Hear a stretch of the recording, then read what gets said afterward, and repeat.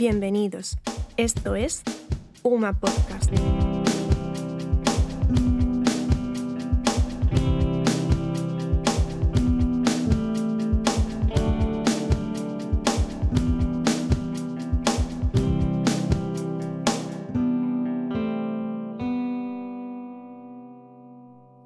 Bienvenidos a UMA Podcast Entrevistas. Yo soy Gabriela Jiménez de la Riva y lo que vais a escuchar a continuación es la entrevista correspondiente al capítulo 3 de la serie Buscando a Robert Boyd. Debemos la producción de esta serie de entrevistas al Servicio de Publicaciones y Divulgación Científica del Vicerrectorado de Investigación de la Universidad de Málaga, con la colaboración de la Fundación Española de Ciencia y Tecnología. Nos encontramos hoy con Miguel Beltrán, catedrático de la Universidad de Castilla-La Mancha y autor del guión.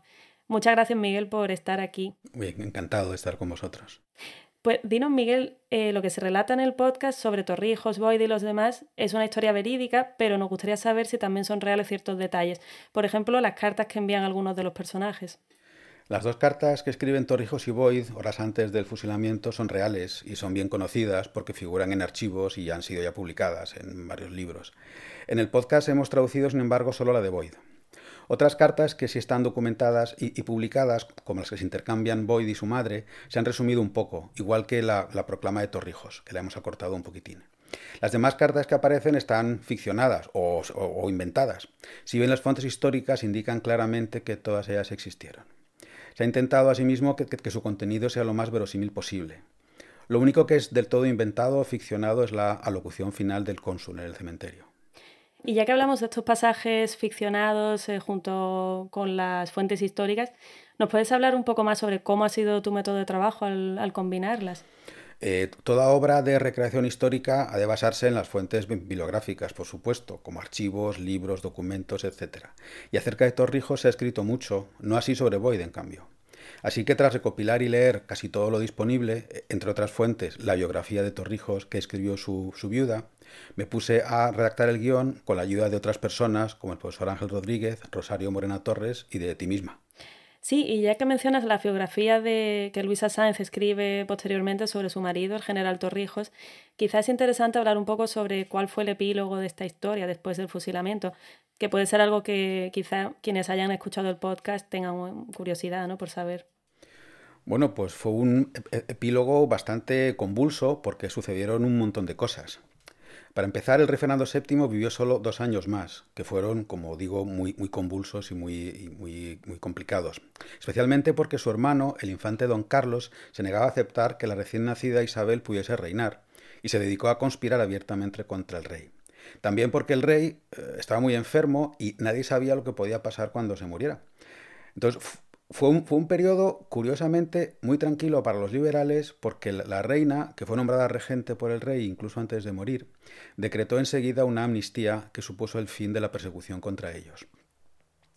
En todo caso, nada más morirse el rey Fernando VII en septiembre del año 33, comenzó la guerra carlista, así que la tranquilidad duró muy poco para los liberales o en España en general. Y una pregunta respecto a la ejecución de Torrijos y sus compañeros, porque fueron fusilados en lugar de ahorcados o de habérseles dado garrote, ¿no?, como habría sido quizá lo común en la época. Bueno, la horca había sido suprimida unos años antes por el Código Penal de 1822. Curiosamente porque a veces parece que se rompía la cuerda y en ese caso en algunos sitios existía la tradición de perdonar al condenado. El código había previsto que en lugar de la horca se usase el garrote, por ser menos inhumano. Al principio eso no fue bien aceptado por mucha gente porque la horca, al estar generalmente situada en alto, era mucho más visible en las plazas públicas que el garrote, porque eran ajusticiamientos en las plazas públicas y la gente acudía a verlos. Pero para Torrijos y los demás se usó el fusilamiento, el arcabuceo, como se decía entonces. Se les aplicó una ley especial prevista para los militares que se alzasen contra el rey, y para el honor militar, la horca o el garrote eran tenidos por un deshonor, de forma que los militares tenían el privilegio de ser fusilados en lugar de ahorcados o agarrotados. Bueno, pero hay quien sostiene que fueron fusilados Torrijos y los demás en realidad porque era mucho más rápido que dar garrote a 50 personas. Claro, entonces bajo esta perspectiva resulta muy curioso que a Riego, cuando los franceses lo prenden en 1823, no le fusilan ni le dan garrote. Precisamente si te preguntaba en relación también al caso de Riego. Sí, es curioso. A Riego lo prenden los franceses y lo ahorcan en Madrid, ante una multitud que se congregó en la Plaza de la Cebada, porque luego el rey, una vez ahorcado, quería dejar el cuerpo expuesto un día o dos y después ser decapitado y ser exhibido. Algo que aparece también mencionado durante la acción en el podcast y sobre lo que seguramente el oyente se preguntará es la ausencia de un juicio, ¿no?, contra Torrijos y los demás.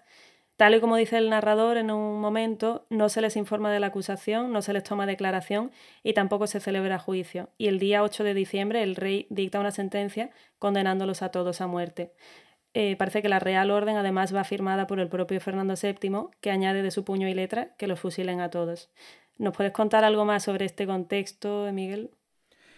Bueno, el derecho penal moderno, es decir, con garantías para los acusados, llegó a España bastante tarde porque el régimen constitucional tardó en implantarse. El entonces vigente Código Penal, que hemos mencionado hace muy poco, fue aprobado durante el trienio liberal y por eso Fernando VII se lo saltaba cuando quería, porque era una ley a la cual él no se sentía vinculado.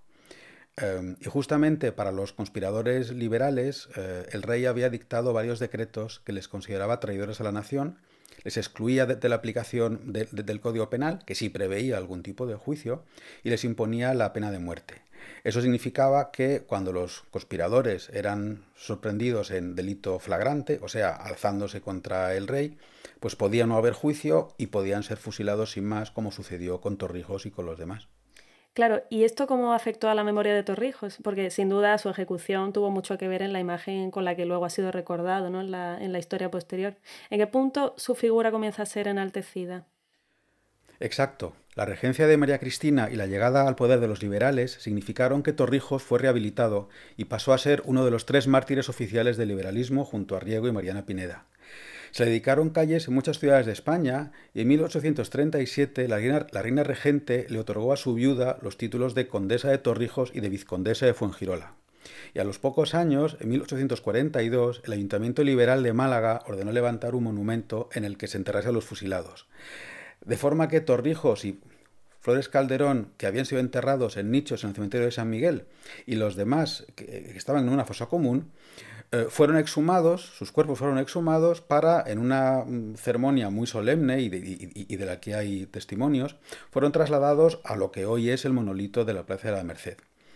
Así que efectivamente Torrijos ha adquirido desde entonces en España y también fuera de España, por lo menos en la ideología liberal, la condición de mito o símbolo histórico de lucha por las libertades y contra la tiranía.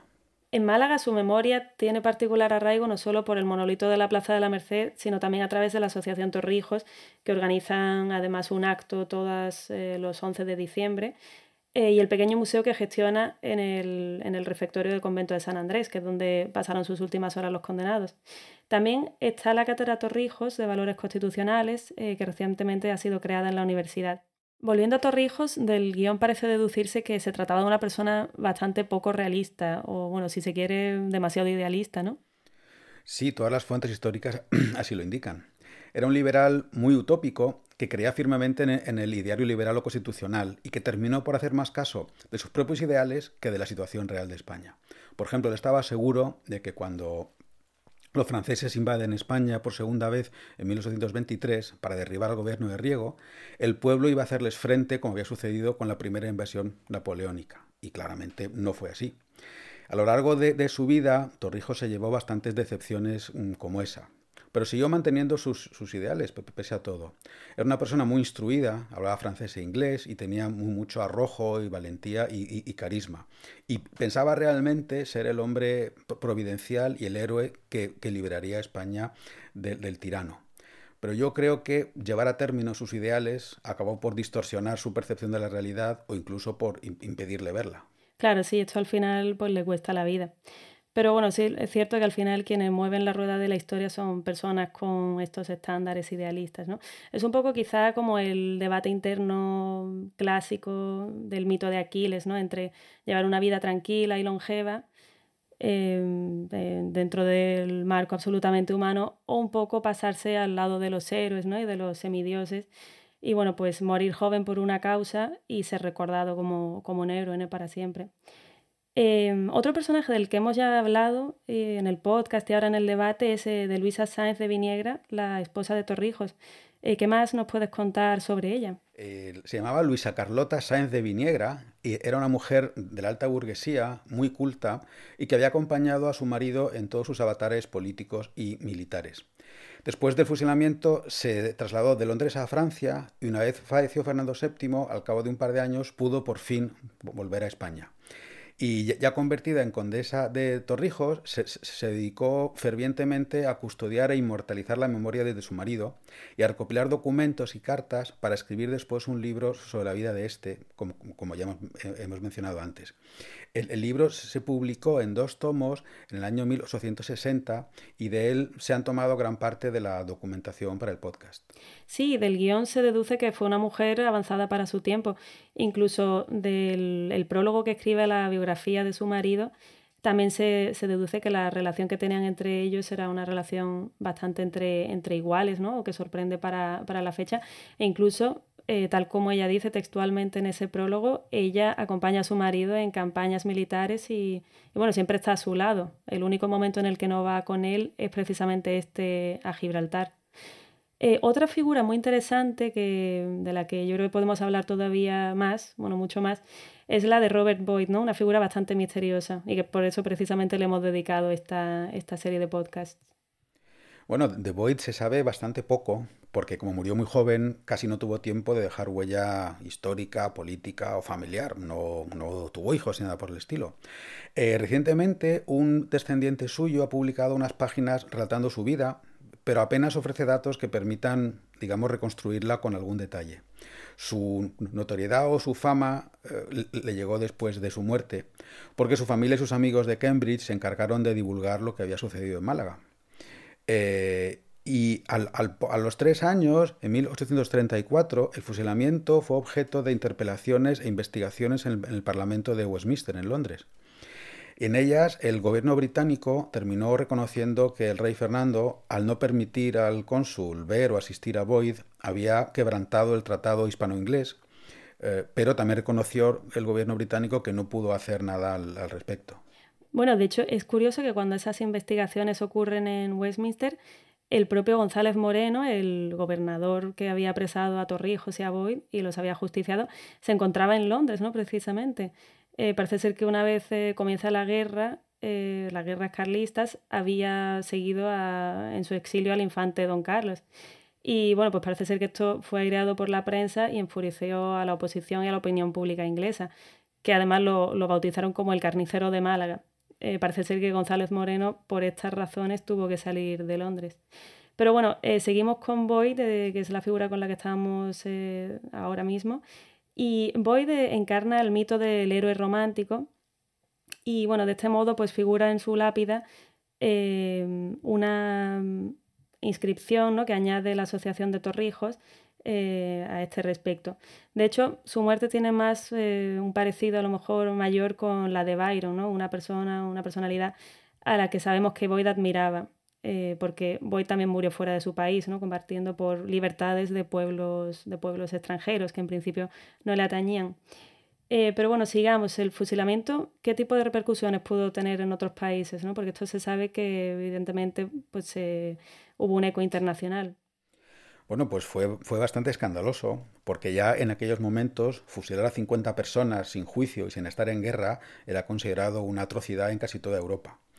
El gobierno francés, que era liberal por entonces, envió una protesta muy severa a Fernando VII y lo mismo hizo el gobierno británico tanto justo después del fusilamiento como a raíz de la interpelación parlamentaria a que antes hemos aludido. Y también hubo el Partido Liberal Italiano protestó, pero bueno, eso no arredró o no hizo mella ninguna en Fernando VII, que seguía empecinado en mantener el sistema despótico. En esta historia hay otro personaje entre los principales, que es el cónsul William Mark, ¿no? Aunque el podcast no sea específicamente dedicado a él, pero también es una figura en la que nos hemos centrado mucho en la investigación y bueno, tiene un papel muy importante, ¿no? Como decías antes, el responso final es todo un monólogo de este personaje.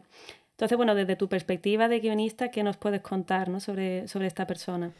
Bueno, Mark era una persona bastante curiosa. Era marino y se había instalado en Gibraltar, en donde se casó, y en el año 1816 o 17 se trasladó a Málaga como transitario o delegado de compañías comerciales británicas. Y a los pocos años el gobierno británico le nombró cónsul. Era una persona abierta y amante de los españoles y sobre todo un defensor de las libertades, especialmente de las libertades de culto, de que se propusiese y consiguiese la creación del cementerio inglés. Tan amante era de España y de Málaga que cuando se jubiló en 1836 siguió viviendo en Málaga en lugar de retirarse a su país como hubiera sido previsible o de esperar. Sí, bueno, y de su entierro precisamente nos hablaba el otro día también la profesora Amparo Quiles, que ocurre en 1849. Bueno, parece ser que además reúne absolutamente tanto a la comunidad inglesa como a la comunidad malagueña del momento. Tuvo lugar en el cementerio que él mismo creó, de hecho su monumento fúnebre está allí en la avenida principal. Acuden las principales autoridades locales y delegados de distintos países, además, bueno, como decíamos, de muchísimos malagueños, ¿no?, que muestran señales de luto y de respeto. Igualmente, los buques no españoles que estaban atracados en el puerto también izaron sus banderas a media asta durante 2 días. Para terminar, podemos a lo mejor hablar un poco de la historia de este cementerio, no a lo mejor de su creación, pero sí de cuál fue su evolución después de aquellos momentos, ¿no?, y hasta hoy.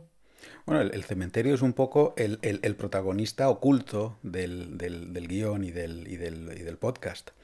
El primer recinto, que aún hoy se conserva rodeado por la tapia original, se quedó enseguida pequeño y en 1846 se le añadió el terreno limítrofe. Y después la capilla y el edificio neogótico de abajo de la entrada se construyeron en la segunda mitad del 19, de forma que el cementerio adquirió entonces ya el aspecto y la extensión que hoy tiene, que es 6 o 7 veces más grande que el recinto inicial. Pero a lo largo del siglo XX no estaba del todo clara la propiedad del terreno y poco a poco se vio que nadie se encargaba de conservarlo o de mantenerlo. De forma que hacia los años 90 del siglo pasado, hace unos 30 o 40 años, se encontraba en muy mal estado y prácticamente dejaron de hacerse enterramientos. Y fue entonces la iniciativa de algunas personas, entre ellas el cónsul británico Bruce McIntyre, que lo era en aquellos momentos, lo que salvó al cementerio. En 2006, McIntyre promovió una fundación que es la actual propietaria y finalmente en 2011 el cementerio fue declarado bien de interés cultural por la Junta de Andalucía. Bueno, otra figura que también fue clave en la recuperación del cementerio fue Marjorie Grice Hutchinson, que además de benefactora del cementerio y de estar enterrada allí, también fue declarada doctora honoris causa por la Universidad de Málaga. Sí, y además Marjorie escribió un librito delicioso que cuenta la historia del cementerio y que yo recomiendo vivamente a cualquiera que haya escuchado el guión, el podcast, que lo lea y que lo compre porque es una delicia. Sí, es verdad. Además, edición de textos mínimos del Servicio de Publicaciones de la Universidad de Málaga. Bueno, entonces, claro, aclarar que el cementerio a día de hoy no es un cementerio municipal, pero tampoco es de propiedad británica. Sí, sí, es un cementerio muy peculiar por muchos motivos, pero uno de ellos es porque en realidad parece que no es solo español ni tampoco solo británico, sino que lo gestiona una fundación privada, la Fundación Cementerio Inglés de Málaga, que vive enteramente de las aportaciones de sus miembros o de patrocinios de empresas o de particulares. No se gestiona con dinero público, sino que somos los amigos del cementerio y los socios los que mantenemos este tesoro histórico que tenemos aquí en Málaga. Sí, además con una agenda cultural muy, muy activa y que están recuperando últimamente y bueno, pues de la que también hay que estar pendiente. Pues muchas gracias, Miguel, por haber venido a hablar con nosotros hoy y por haber ampliado un poco también todas estas cuestiones que tocabas en tu guión, pero bueno, pues que también convenía desarrollar, ¿no? Así que ha sido un placer. A ti las gracias, Gabriela.